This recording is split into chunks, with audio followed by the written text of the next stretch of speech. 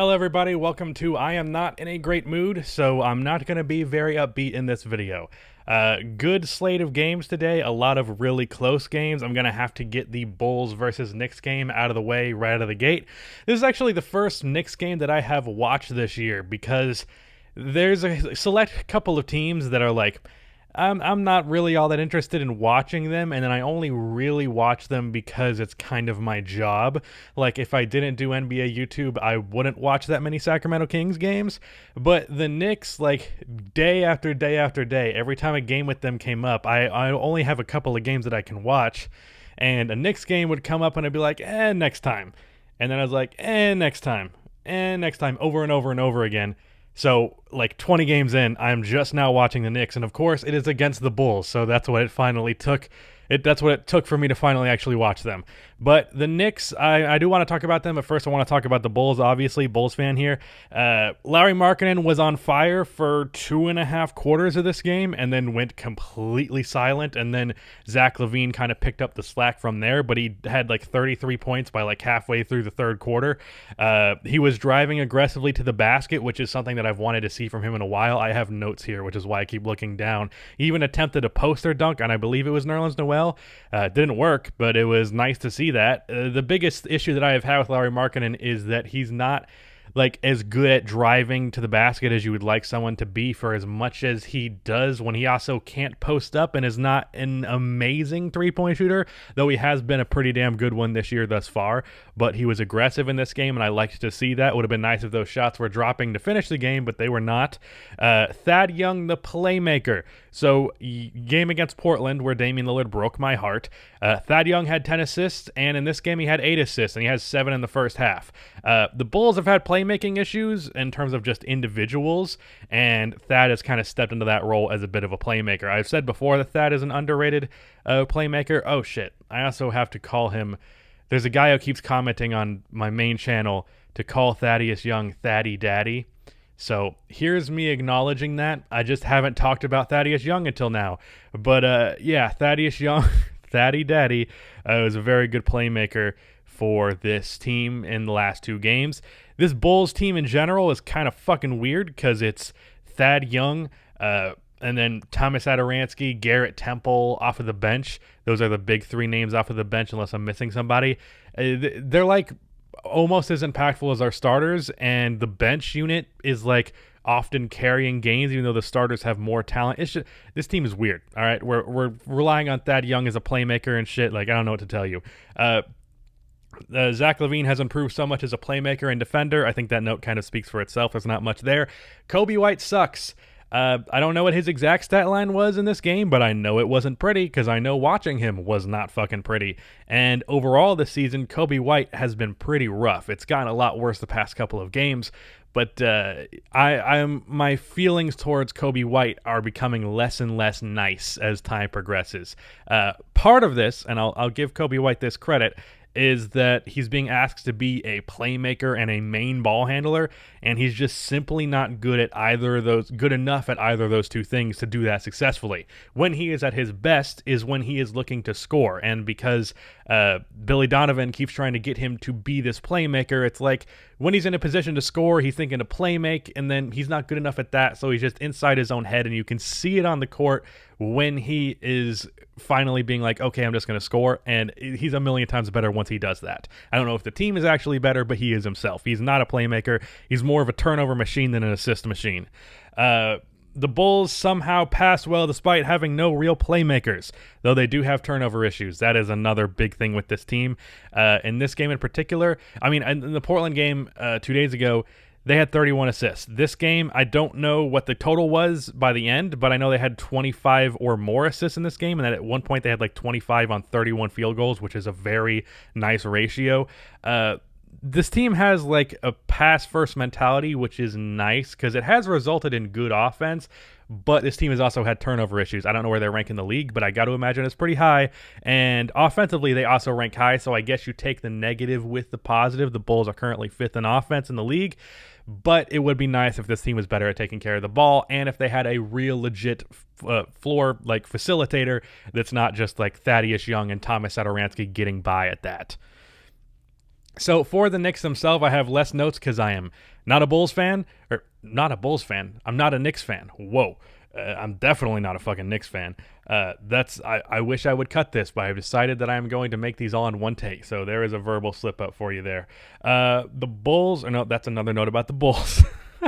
Okay, so Emmanuel quickly, the hype is perfectly valid. I don't think his stats in this game were all that amazing, but he showed to me that he has the confidence and he has the skill, and he clearly is comfortable out there. And that's what's most important to me, especially with a rookie point guard. He has the floater game that he goes to. He has a pretty reliable three-point shot. He's a good ball handler.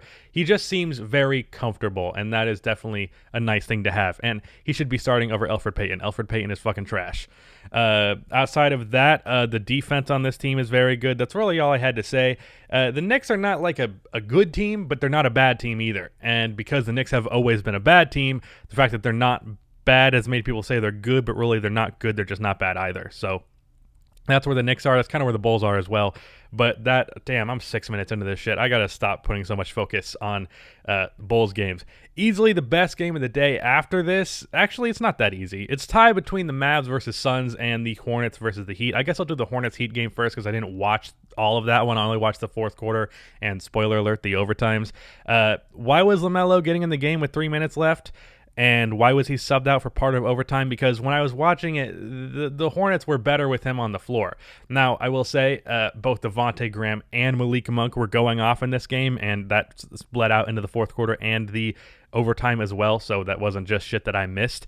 So I guess I can give you a bit of a pass there, but like you can kind of have those three guys in the game at the same time, and it's not the end of the world. They were still running small anyways, so I don't know. I think this was LaMelo's first start, and I don't know what his exact stat line was, and I only watched like I said, the fourth and the OT, but he looked very good in the minutes that I saw him play. He had this one really nice spin move dish to Cody Zeller for the dunk.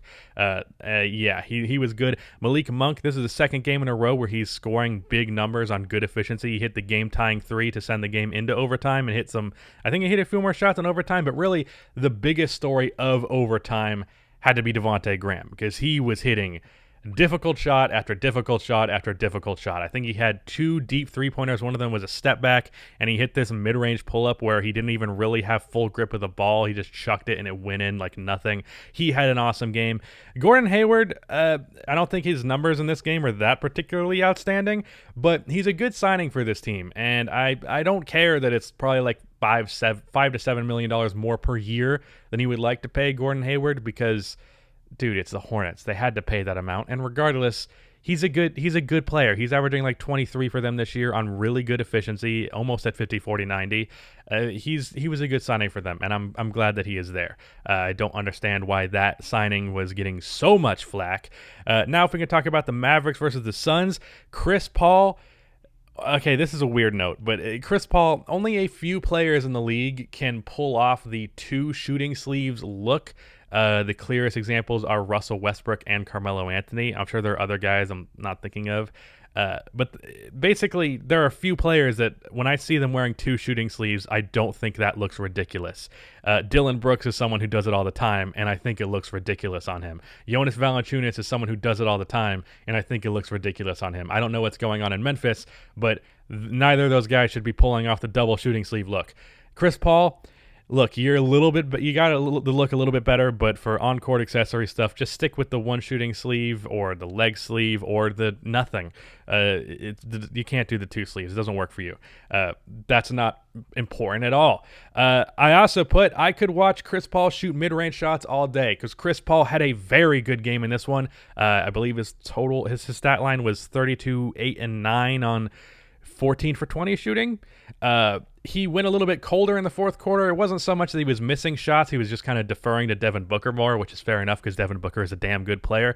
I also wrote, not to skip right to the overtime, or not the overtime, the fourth quarter, but I did want to say the Suns, I want to see them run a rotation where it's Chris Paul and DeAndre Ayton, and then Devin Booker kind of as the lone creator, as like there's lineups that were just Chris Paul and a bunch of scrubs, and then they'd get Devin Booker and DeAndre Ayton in, and like I'd rather have Chris with Ayton and Booker with scrubs, just because Booker is the better scorer, so he can individually carry that team a bit more. And then Chris Paul, being the better playmaker, pairs better with DeAndre Ayton, who is a big man who scores off of getting assisted to. So I'd like to see that rotation run more. I said in the last video that I didn't know Devin Booker was injured, and people were like, so have you not been watching the Suns?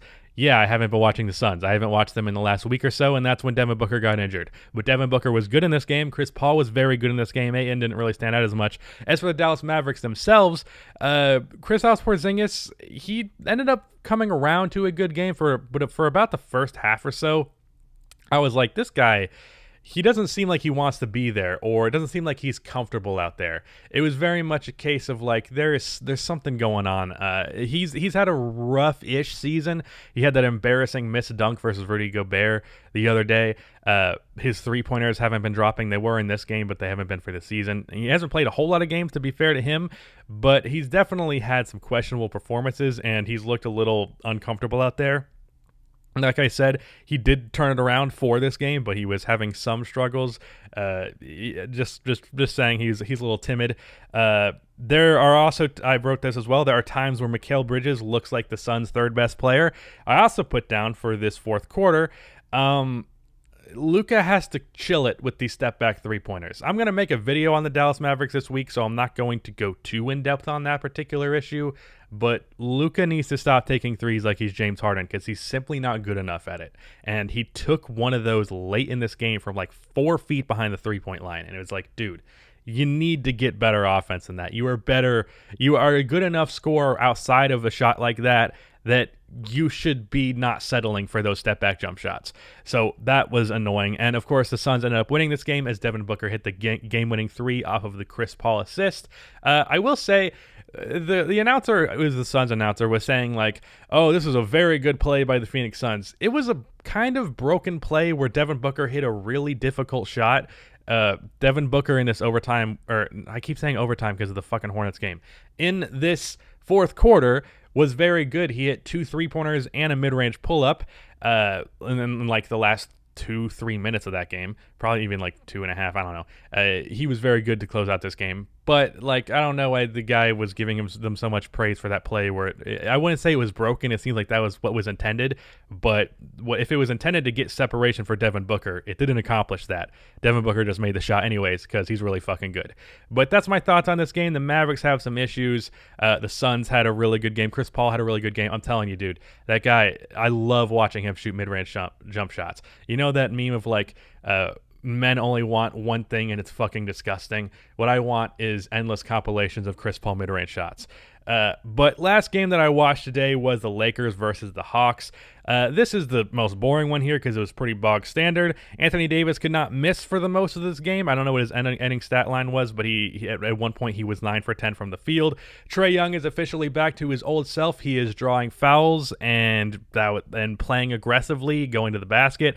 The like a week or so, or maybe even 2 weeks, where he was looking bad was he just clearly was not as aggressive. And for a guy who is 6'1" at most. I mean, I guess technically he's listed as taller than that, but come on. Like 6'2" at most, I'll give him that.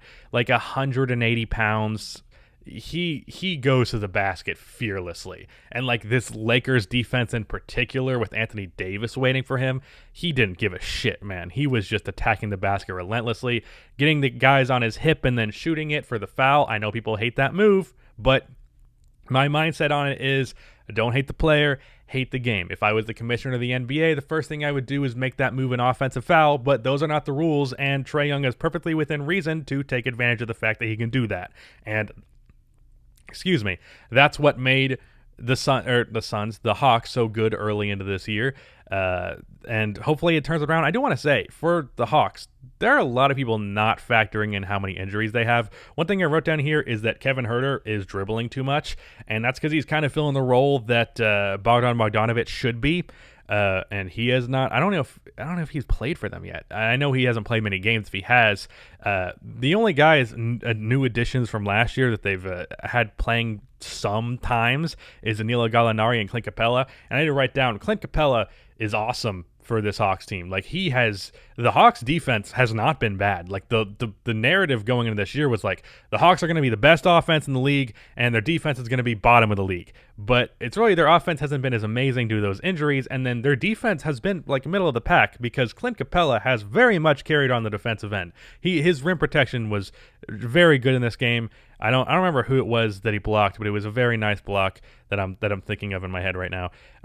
But as for how this game went, it was pretty close for the whole way, but it kind of always felt like the Lakers had it, on top of the fact that we just know the Lakers are the better team. It was just like sometimes there are games that are close, but like you can feel that one team is clearly going to win this one, and it felt like that way for the Lakers this whole time.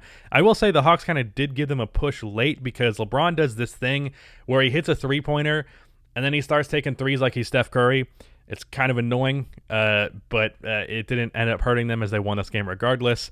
I also wrote down, and this is the note that I'll end on. This video is long. I got to learn how to be more concise with these. When will non-Lakers fans realize that Alex Caruso is unironically a very good role player?